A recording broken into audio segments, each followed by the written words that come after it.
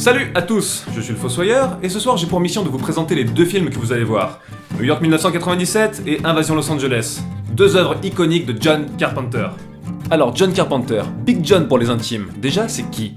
Pour faire simple, c'est un des dieux du cinéma de genre qui depuis Dark Star, son premier long métrage en 1974, a surtout marqué de son empreinte les domaines de l'horreur, du fantastique et de la science-fiction avec des films comme Halloween, The Thing, Starman ou encore L'Antre de la Folie pour ne citer que quelques-unes de ses œuvres les plus connues.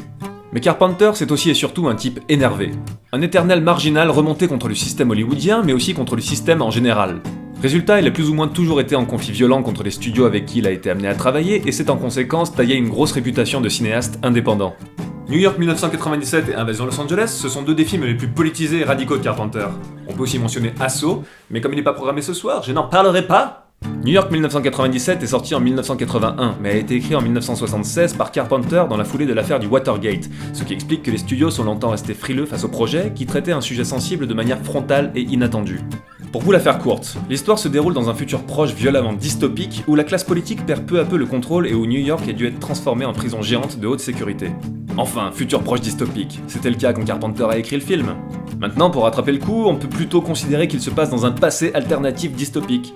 Non mais sérieusement, avis aux réalisateurs qui veulent œuvrer dans la science-fiction. Soit vous situez l'action très loin dans le futur, à la manière de Dune, soit vous la situez dans un futur proche mais sans mentionner explicitement l'année. Sinon c'est comme annoncer une date de péremption pour le film, après une fois la date passée vous avez l'air un peu con. Enfin je dis ça, c'est pour vous, et pour tous ceux qui vont attendre Marty McFly en 2015. Bref, pour revenir à New York 1997, le film met aussi et surtout en scène un personnage devenu célèbre. Snake Plissken, sorte de cow-boy hors-la-loi et taciturne qui ressemble à un mélange entre Cobra, Albator et Charles Bronson.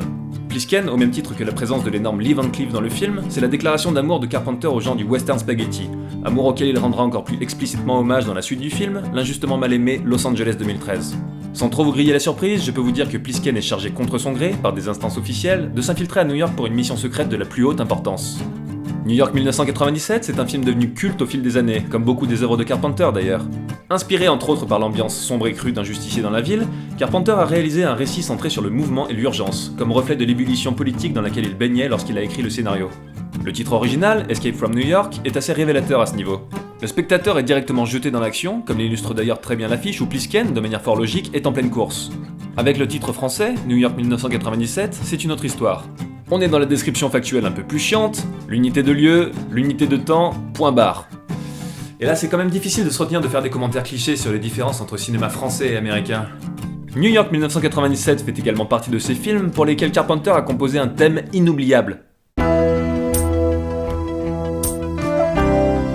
Car oui, Carpenter est aussi musicien et en bon adepte du do-it-yourself, il a composé une énorme partie de la musique de ses films, dont le légendaire thème de Halloween. Ces bandes originales sont aujourd'hui largement reconnues comme des modèles du genre, particulièrement depuis quelques années, alors que les sonorités vintage sont revenues à la mode et que de plus en plus de groupes se revendiquent de son influence. Pour la scène française, on peut notamment mentionner le groupe Zombie Zombie, qui s'est même aventuré à reprendre directement le répertoire de Carpenter. Le plus drôle, c'est que quand on le questionne sur son génie musical et sur le son tellement particulier de ses compositions, Carpenter rétorque que c'est simplement parce qu'il était complètement fauché et que, pour assurer son budget, il était obligé de tout faire tout seul sur un matériel pourri. Et qu'est-ce qu'on dit dans ces cas-là ? Salut l'artiste ! Bon, je crois que j'en ai assez dit, je vous souhaite une bonne séance et vous dis à tout à l'heure pour le deuxième volet.